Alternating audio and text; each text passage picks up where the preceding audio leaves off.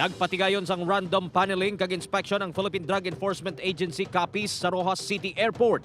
Kaupod ang K9 patrols. Ginapasiguro nga hiluway sa mga kontrabando ang mga bagahe sang pasahero subong man ang mga ginadala sa airport subong nga Paskwa.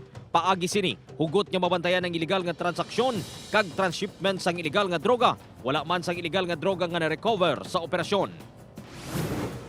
Ginpasakanan sang kasong katapos ang Task Force Civilian Police Action Patrol nga nadakpan niya nagahupot sang hindi lisensyado nga armas tutang. Ginreklamo ang sospek nga si Jomar Disposado, 47 anyos ang barangay 3 San Jose Antique, sang pagpanaya-taya sang pusil. Na-recover sa sospek ang homemade nga bugakhang kag 4 ka mga bala.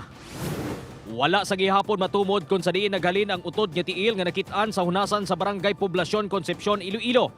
Suno kay Major Jonah Galicia, hepe sa Concepcion MPS, wala sang reported nga may nautod nga tiil sa Concepcion kag sa iban nga malapit nga makabanwahanan. Posible suno sa pulis nga illegal nga gindispose ang tiil kag naanod lang sa lugar.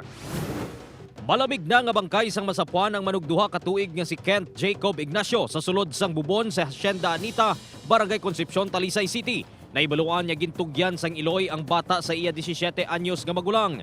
Posible nga wala matulog dan nga nahulog ini sa bubon. Ginhingagaw pa nga madala sa ospital ang bata apang patay na ini.